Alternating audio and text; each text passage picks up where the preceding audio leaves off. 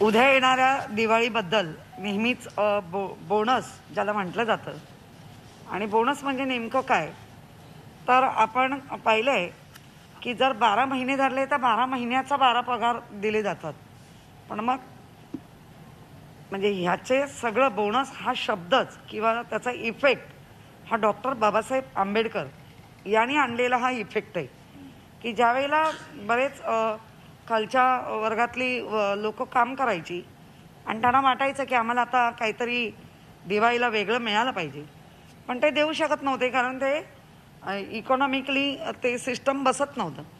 पण बाबासाहेब आंबेडकर डॉक्टर बाबासाहेब आंबेडकरांनी बोनस या शब्दाला जन्म घालून आज बऱ्याच लोकांना त्याचा फायदा होतो आहे. त्या म्हणजे जे अनेक फायदे आहेत डॉक्टर बाबासाहेब आंबेडकरांमुळे, त्यातला हा एक मोठा फायदा आहे की दिवाळी बऱ्याच जणांच्या घरामध्ये बऱ्यापैकी चांगली साजरी होते जे कर्मचारी आहेत. त्यामुळे आता ते आम्ही सर्व स्टँडिंग चेअरमन यशवंत जाधव साहेब, आमच्या सभागृह नेत्या विशाखाताई, माझे उपमहापौर आमचा वाडकर आणि बाकी सगळे, तर आज आपण आता ते डिक्लेअर करतोय समय वेतन श्रेणीतील कामगार कर्मचारी यांना एकूण सानुग्रह अनुदान हा 15,500 आहे. अनुदान प्राप्त खाजगी प्राथमिक शाळेतील शिक्षक व शिक्षकेतर कर्मचारी हा 7,750 आहे. शिक्षण खाते मनपा प्राथमिक शाळेतील शिक्षक सेवक हा 4,700 आहे. अनुदान प्राप्त खाजगी प्राथमिक शाळेतील शिक्षक सेवक हा 2,350 आहे.